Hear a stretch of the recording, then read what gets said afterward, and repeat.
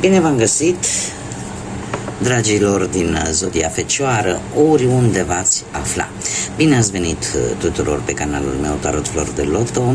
Eu sunt Nina și ca de obicei mă bucur să vă am alături la o nouă lectură temporală fără limită de timp. O lectură pe care voi să o puteți urmări oricând doriți sau atunci când apare în viața voastră. Desigur, dragilor, ca de obicei vă readuc aminte că voi, prin deciziile voastre, prin alegerile pe care le faceți, vă construiți propriul viitor.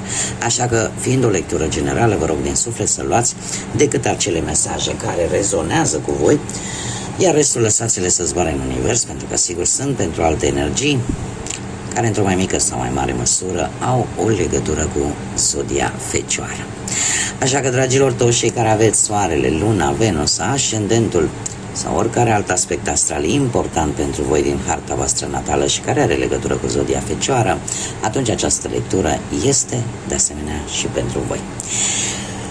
Și zic să trecem la treabă, să nu mai pierdem timpul și să vedem care este situația actuală pentru dragii mei din Fecioară, în funcție de ce gândiți, ce vă doriți, ce situații traversați.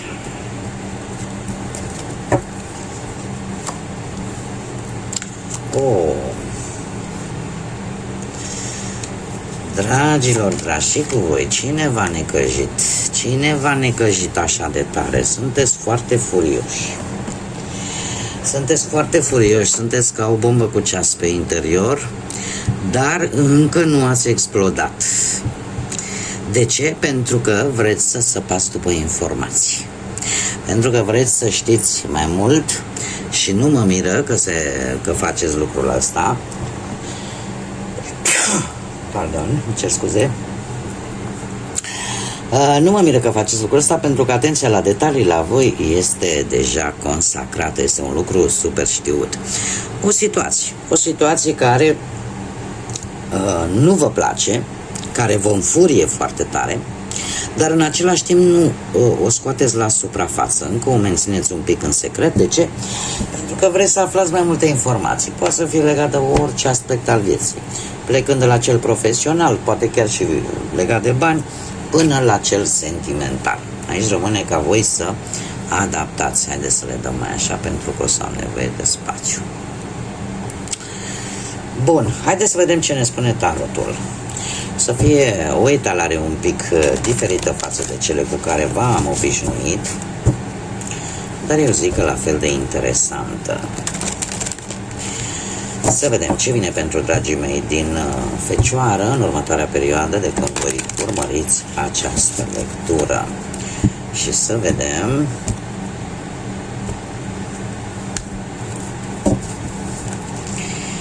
Și avem situația actuală. Da, sunteți îmblânzitorul. Încercați să vă îmblânziți voi pe voi. Și dacă Zodia Leu vă spune ceva,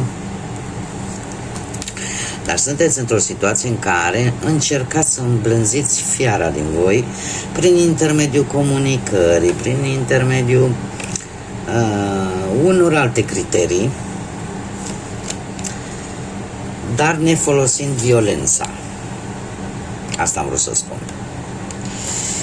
Încercați să rezolvați situații într-o manieră, să zicem, mai ortodoxă, fără să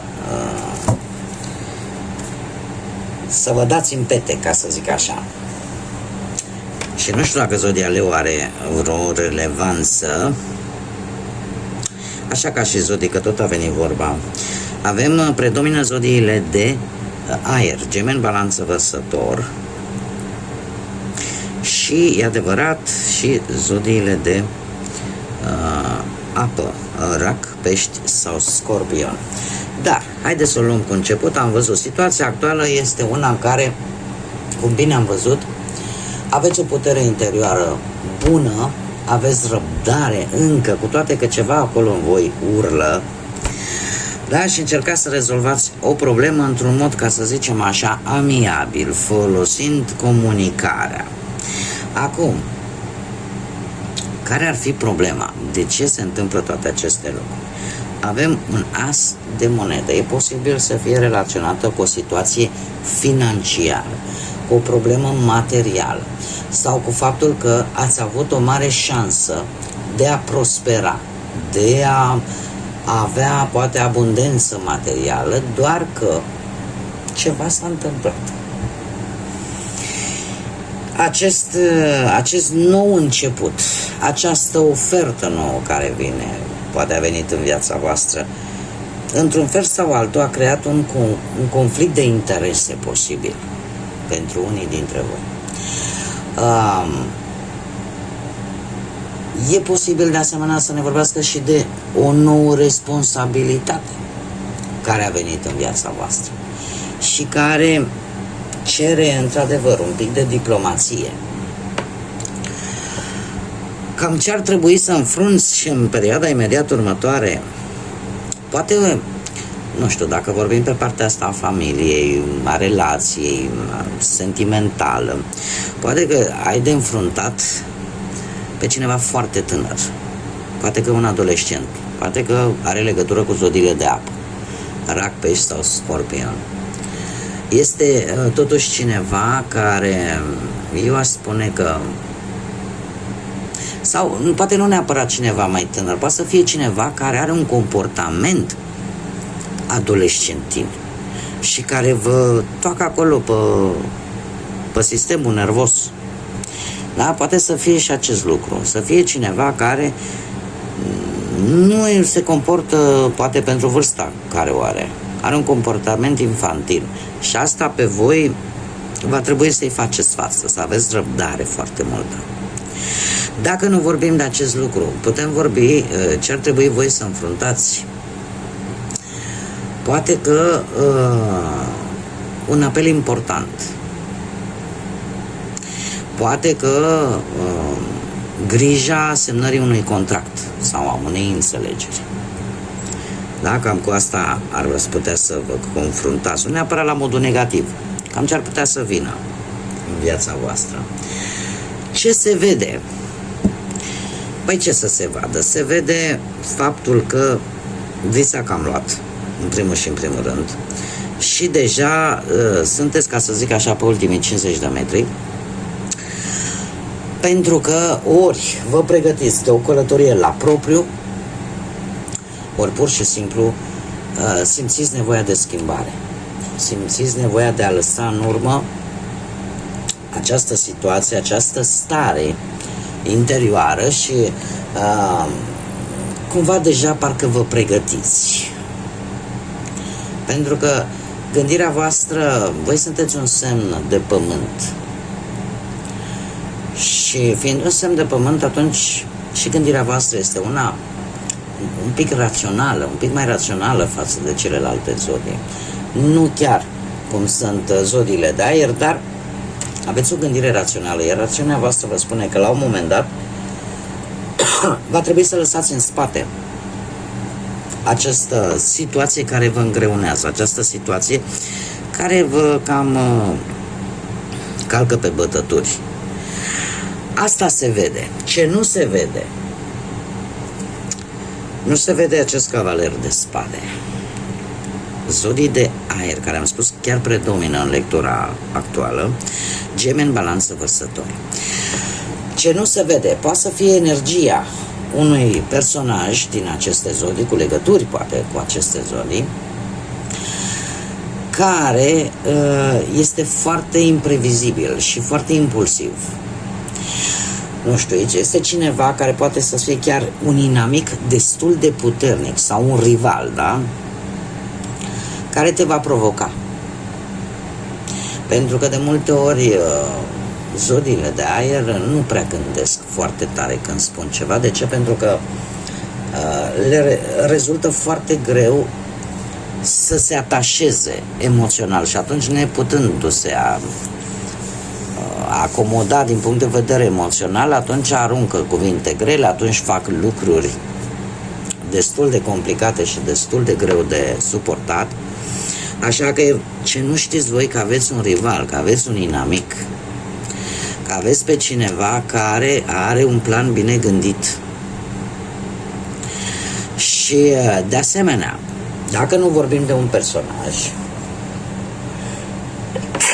îmi cer scuze, acum așa aerul condiționat face și bine, pe de-o parte, mai face și rău pe de alta, îmi cer scuze. Deci, dacă nu vorbim de o energie, acest cavaler de spade, ce nu știți voi, este că pentru cei care sunteți într-o relație și ați fost voi un pic distanțați în ultima vreme, apare o nouă reîmpăcare. Ce-ar mai fi de spus? Pe partea banilor, această carte de asemenea vine cu o veste, eu zic destul de bună. Se va concretiza ceva la nivel material.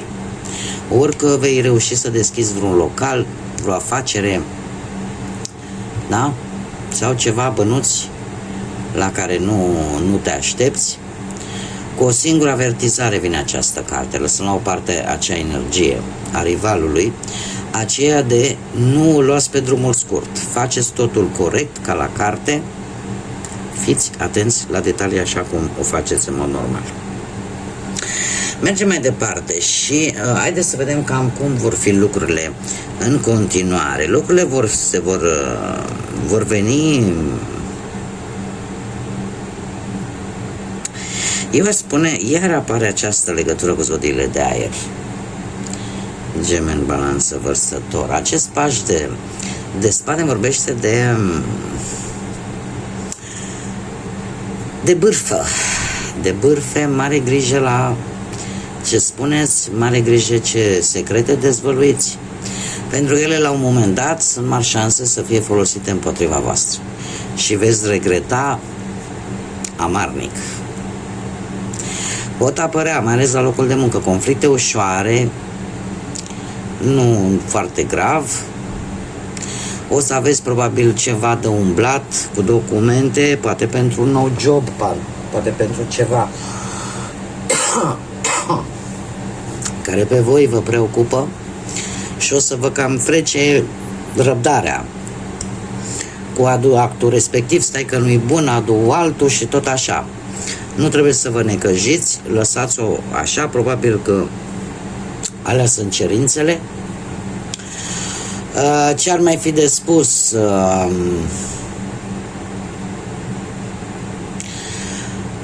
Sunt într-adevăr, poate să fie vorba și de o persoană obositoare.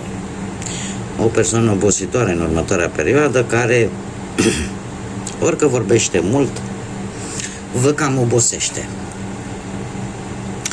De asemenea avem un 10 de bâte. Veți avea într-adevăr mai multe responsabilități decât în mod normal, vis-a-vis poate de familie, vis-a-vis de relația voastră sau poate la locul de muncă. Veți fi un pic supraîncărcați. Ar trebui totuși să fiți atenți și la propria voastră bunăstare, atât emoțională cât și fizică. Dar trebuie să vă spun că toată această supra-solicitare sau supra-încărcare de responsabilități încet se apropie de sfârșit. Da?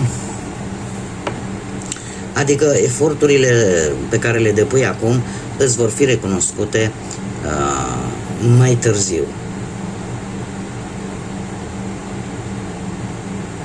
Nu știu, e posibil mare grijă cu bănuții, mare grijă cu finanțele, pentru că e posibil să apară un pic de presiune din cauza unor datorii sau din cauza unor cheltuieli.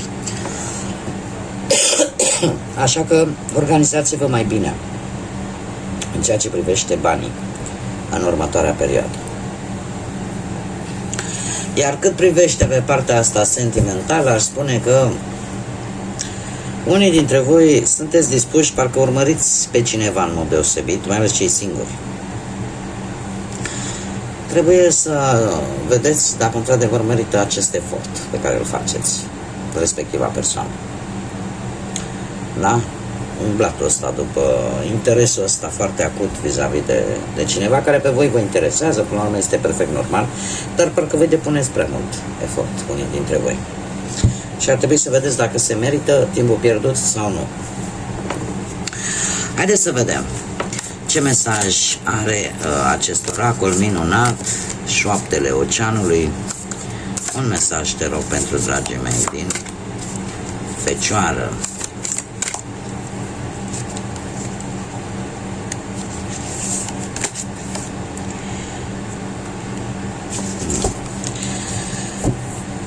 Hei, ia să vedem ce avem aici. Avem numărul 13, poate vă spună ceva, sau numărul 4, care ne vorbește de stabilitate. Stabilitate, organizare și un pic de ordine. Apare acea necesitate de a face ordine într-o anumită situație sau într-un anumit aspect al vieții voastre. Într-adevăr, ne vorbește, aceste numere ne vorbesc de răbdare, de planificare și, de asemenea, se pare că veți avea un rezultat vizibil care vă va indica că sunteți pe drumul bun în următoarea perioadă. De asemenea, îmi vorbește, aceste numere țin foarte mult de două planete care vorbesc de perioade lungi de timp, și anume Uranus și Saturn. Uranus, care ne vorbește de faptul că vei renunța poate la un anumit comportament care te deranjează sau pur și simplu vei încerca în această perioadă să te eliberezi de anumite restricții. Da? De anumite restricții, încerci să te desprinzi cumva de un anumit nucleu sau de o anumită situație familiară, atât la nivel propriu, vorbind de familie, sau de la o situație cu care deja te-ai obișnuit. Da? Și să începi cumva să ai puterea să zici, Doamne, vreau să mă eliberez din respectiva situație și să merg înainte, să experimentez ceva nou. Cumva îți dai seama cam ce nu corespunde în viața ta și vrei să lași în urmă și în felul ăsta să-ți găsești acel echilibru și acea stabilitate. Da, și ce ne spune mesajul în sine? Spune așa că cu o abordare diferită vei trece printr-o situație cu grație și un pic mai ușor.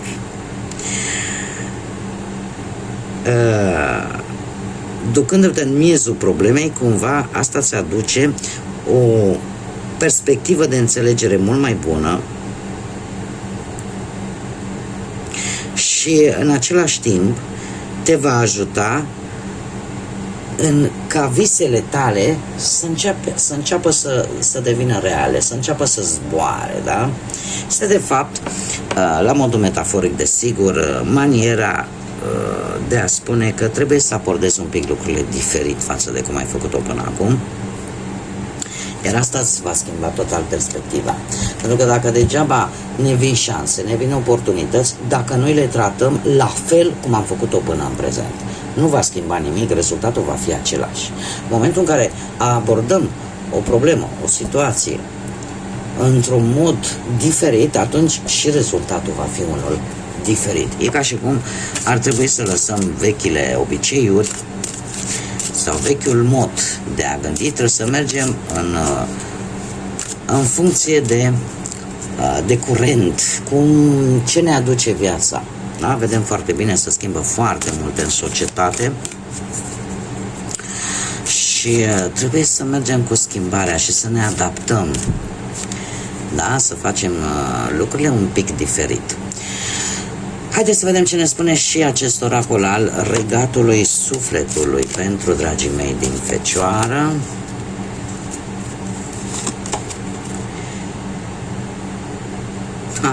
Foarte interesant, se pare că cea mai mare dorință a voastră vă leagă. Există sau vă face să vă simțiți legați. Așa că desfă acest nod și curăță-ți mintea. Unii dintre voi ați rămas un pic blocați, probabil, cu o anumită dorință a voastră ascunsă, la care se pare că nu ați renunțat. Avem numărul 6. De obicei, numărul 6 poate e un număr cu două tăișuri. De ce? Pentru că poate reprezenta numărul armoniei, dar poate reprezenta și numărul distrugerii. Deci, în același timp, arată necesitatea de a distruge cu acea necesitate de a construi ceva nou. Și numai în felul ăsta apare echilibru. Următoarea perioadă pentru voi se pare că va fi una de decizii importante. De decizii importante pentru a vă putea vindeca de ceva. Și în mare parte de a vă echilibra și cred că cel mai mult pe plan financiar, dar desigur și spiritual. De asemenea și legat de viața sentimentală. Deci există ceva aici, o dorință care te ține legată. Așa că desfaceți acel nod și în felul ăsta vă veți curăța mintea și veți vedea exact ce vă spuneam. Renunțați la vechile obiceiuri, renunțați la toate, la cele care simțiți voi că vă ține să bateți pasul pe loc în o anumită situație. Asta cel puțin sunt mesajele pe care mi le transmit aceste minunate oracole. Bun, dragilor, cam atât am avut pentru voi. Eu vă mulțumesc tare mult pentru prezență, mulțumesc din suflet tuturor celor care, ca de fiecare dată, își aduc aportul dezvoltarea acestui canal prin intermediul like-urilor, comentariilor, distribuirilor și, bineînțeles, le urez bun venit tuturor celor care sunteți proaspeți abonații acestui canal și, ca de fiecare dată, mă bucur să vă am pe toți alături de mine la fiecare lectură. Până data viitoare, când ne vom reîntâlni, eu vă doresc să aveți parte de tot ce e mai bun, de multă înțelepciune și de multă energie pozitivă. Așa că, dragilor, până la o nouă lectură, numai bine și să fiți iubiți!